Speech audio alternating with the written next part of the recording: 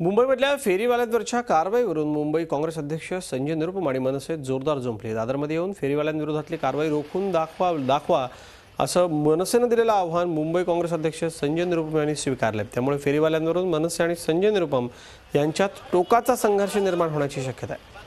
फेरीवाल्यांवरती कारवाई करणाऱ्या अधिकाऱ्यांना चोप देऊ असा इशारा निरुपम यांनी काल दिला होता। त्याविरोधात मनसेनं आक्रमक भूमिका घेत हिम्मत असेल तर निरुपम यांनी दादरमध्ये येऊन फेरीवाल्यांवरची कारवाई थांबवून दाखवावी असं खुलं आव्हान दिलं होतं।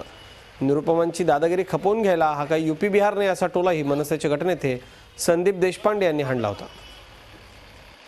फेरी वालों के खिलाफ कार्रवाई करने का ये ऑर्डर गलत है और इस ऑर्डर को आप विड्रॉ करिए। ये स्वीकार करते हुए कहते मैं विड्रॉ नहीं करूंगा, फेरी वालों को बोलिए हाईकोर्ट में जाके स्टे लिए। मैं इनके बता के आया हूं कि अब इतना कहने के बाद भी अगर आप हमारी बात नहीं सुनते तो फेरी वालों के खिलाफ कोई भी कार्रवाई होगी, कोई भी बीएमसी का अधिकारी कार्रवाई करने जाएगा तो उसकी पिटाई होगी और फेरी वाले उसकी पिटाई करेंगे। ज्या लोकांचं मुंबईवर प्रेम आहे ते लोक अशा कुठल्याही गोष्टी करणार नाहीत आणि ज्यांचं मुंबईवर प्रेम नाही ते इल्लीगल वॉकर्सला सपोर्ट करतील आणि ज्यांचं मुंबईवर प्रेम नाही त्यांची मुंबईत राहण्याची लायकी नाही। संजय निरुपम यांनी लक्षात घेतलं पाहिजे, हा महाराष्ट्र आहे, यूपी बिहार नाही। इथे कायद्याचं राज्य चालतं।